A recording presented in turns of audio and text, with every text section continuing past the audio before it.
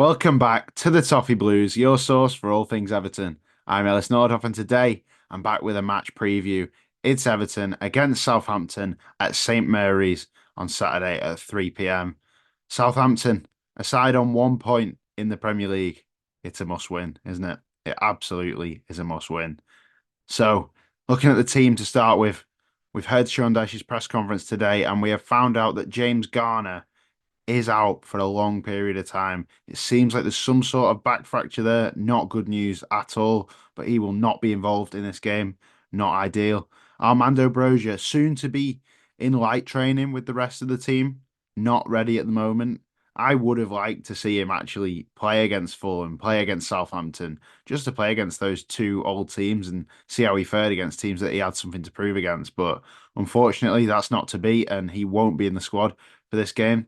Jared Branthwaite, once again, fit and ready, but will he play? Of course, that's a debate that you can all have if you want in the comments as well. Should he start ahead of Michael Keane?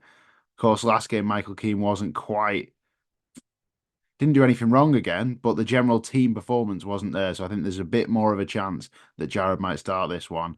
And then Dwight McNeil. He did limp off against Fulham, which was a worry, but Dyche seems to think he'll be okay. He seems to think that he'll probably be back in the side for this, which is good news because we know how good Dwight McNeil has been for us this season. If Dwight McNeil isn't in that team, I'd be looking at it thinking maybe it's now a chance to play Jack Harrison on the left. He is a left winger, really, and we've never seen him play there. And that's a big frustration for me because I know he gets a lot of stick, and I've given him stick for it before as well.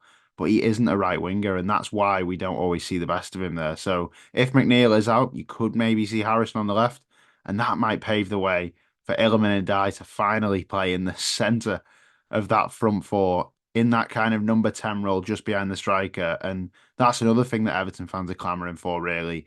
We know that he's worked extremely hard out on that wing. And against Fulham, I think it was the first time where we saw him really marked out of a game. He struggled to get into it, not for the fault of his own, but the fact that he just got doubled up by Fulham players. And I think when you're stuck on the wing and you get doubled up, you can really get pushed out of a game. Whereas in the number 10 role, it's a lot harder for them to stick to him.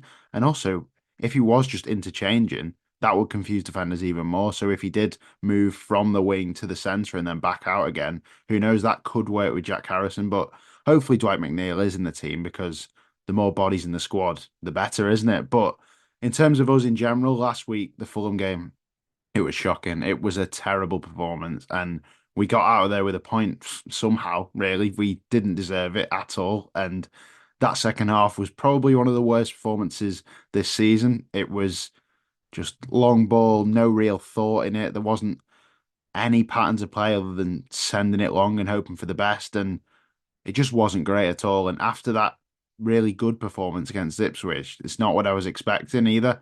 And of course, Beto saved the day in the end. Buzzing for Beto. Fantastic to see him score a goal. He bailed us out. He got us the point, and we somehow actually continued our unbeaten run. So we're now five unbeaten and looking in this Southampton game to go and get our second away win of the season. It's not too bad, I suppose, to start. We've not had loads of away games yet, but just to get another away win under our belts already this season would just put us on a good track. And of course, it's against a team that we should be beating in Southampton and a team that we haven't beat yet this season, despite playing them already. Southampton were against us in the cup and we were knocked out on penalties, which was a disaster, wasn't it? It was an absolute nightmare of a game, that. And we'll have to have a think back about it just to look ahead at this game. And they had so much of the ball, they didn't do much with it, yet we just weren't at the races, and we ended up losing on penalties, which is not the way you want to go out. But that was our exit in the Carabao Cup, and they did win against Stoke on Tuesday night, so they're now in the last eight of that. It just shows how close you could have been to another big cup run, and it was Southampton and Russell Martin's Southampton who knocked us out in the end. So we have to make amends for that game. And Southampton, I thought under Russell Martin, I thought they're going to have a no manager in the middle of the season. I thought Russell Martin was close to losing his job, and things seem to have slightly changed, not in terms of result, but in terms of feeling. And Russell Martin did have a massive go at one of his players after Jordan Ayew scored that late goal for Leicester. He blamed an individual for being out of position on the corner, and normally that screams to me a manager who is on the way out. He's dug the players out, and suddenly, the minute you start throwing players under the bus, that's the end for you, isn't it? But since then, yes, they've lost the last four in the league. I will preface it with that. But Pep Guardiola, Bernardo Silva have been praising them after that narrow defeat to Manchester City. And maybe that could be the performance that kickstarts their season a bit.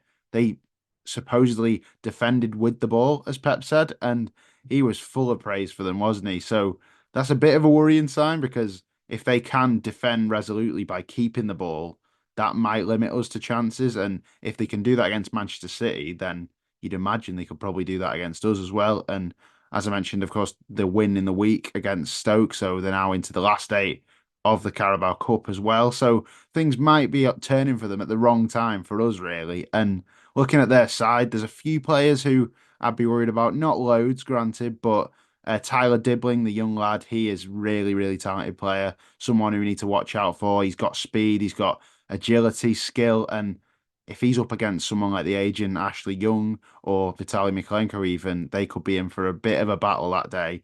Also, Kyle Walker-Peters, a player who I would love Everton to go and get on a pre-contract in January. He's going to be at fullback for them, and he is a fantastic player as well. Can deliver a great cross into the box, and he was involved in a lot of their goals actually in recent matches too. Whenever they've scored, he seems to be involved in the creation of that. And Cameron Archer, player who scored actually for Sheffield United against Everton. So he's got history. He might start up front, and if he does, we need to be wary of him as well. He's small, nimble, can just get a shot off from anywhere as well. So there's definitely players to be worried about, but there's also players who I think we need to target, and that, funnily enough, is Aaron Ramsdale. We've got to take shots at him. He is not that great a keeper, is he? We know what he's like. We know that weird time in football where everyone seemed to claim that he was better than Jordan Pickford. Thankfully, that's been put aside now, and he's playing for Southampton and not really pulling up any trees. So Everton need to take shots when they can here, because in an away game as well, might help you just get that first goal and then really just get going in the game. So I think Southampton, however on paper easier game it should be, they have got some things for us to worry about, and that City game is just keeping in my mind that maybe we will need to bide our time a bit here, and we will need to, I suppose, make sure we're patient and in shape while they've got possession, and then pounce quickly and not waste the ball as much as we did against Fulham. We can't be that wasteful in possession. We just absolutely can't. In terms of the context of the game, what it actually means for us, it's the same as it was against Fulham. If you win, you're in the mid-table conversation. You get yourself in there, and suddenly you thought of differently. That's got to happen. If we go and win this game, we go and help tick that points tally over, try and build the points up ahead of that really, really tough December. We've got to do that before then. Make sure we got the points in the bag, and then we can go into that December, one, feeling more confident, so it would help us actually get the results against the better sides, but also just feeling more assured that if things do start to go a bit wrong in December, we do have a good points base to build back on. And as well, it's about creating the distance from Southampton, isn't it? We could go 11 points in front of them if we win. And that really puts you very far away from a side who are struggling. And it really detaches you from them in general. There's no real thought about them catching you at that point if you're 11 points clear.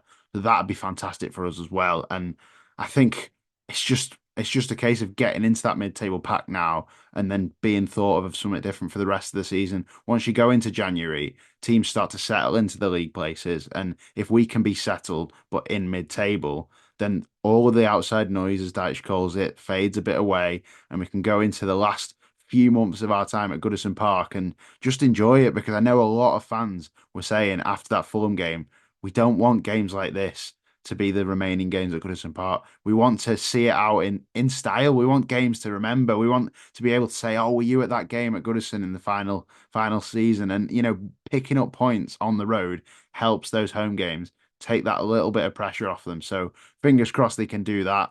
And then finally, I just thought I wanted to mention the striker situation because, of course, Dominic Calvert-Lewin has been talking in the media this week.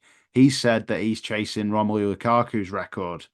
He's 13 goals off it, and he's currently in third in the Everton Premier League all-time top goal scorer list.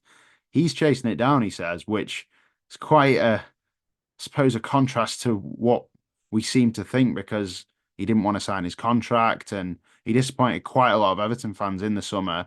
Now it sounds like maybe he's trying to win us back over again, perhaps. It could be, but he's not done that great recently, has he? And his performances haven't even been there themselves, let alone the goals at times. And I know against Fulham the performance wasn't there at all. He just didn't seem like he was really that up for it. And then Beto came on and in around 10 minutes or so did more than Dom did all game. So there is a debate to be had there. I know there's a video about that debate as well on the Toffee Blues YouTube channel. Go and watch that and tell us all your thoughts from that. Do you think Beto could finally squeeze into this squad? I'd love him to. I understand at the moment why he probably doesn't. Dominic's just a more refined player and he's more important to the system, I suppose. But I feel like Beto, given games, could be a decent striker for us.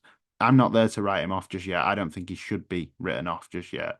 But that's another conversation to be had on another day. And hopefully, after Beto continues banging in goals and Dom as well, because if they're both scoring, that's good for Everton. So, finally, in terms of a prediction, I've got to back us to win this game. If I'm not backing us to beat Southampton, then what am I even doing watching Everton? Because if you've not got hope for this game, what have you got hope for? I'm going to go with a 3-1 Everton victory. I think we are going to concede because they have got some attacking ability there, but we're going to find the thing that City couldn't find and break through that Southampton defence. I think maybe just because we play a different style to City, it might suit us a bit more, and we're going to get those goals to go and win that game, get our second away win of the season, and bring ourselves even further up the table and well away from any trouble. But that is all from the preview today on the Toffee Blues. I do hope you've enjoyed. Please leave a comment. Let me know what you think about all these debates to be had. Jared Branthwaite, Beto, Calvert-Lewin, the team in general, how you think we're doing. Sean Dyche, tell me in the comments below. But that is all for now. See you in a bit.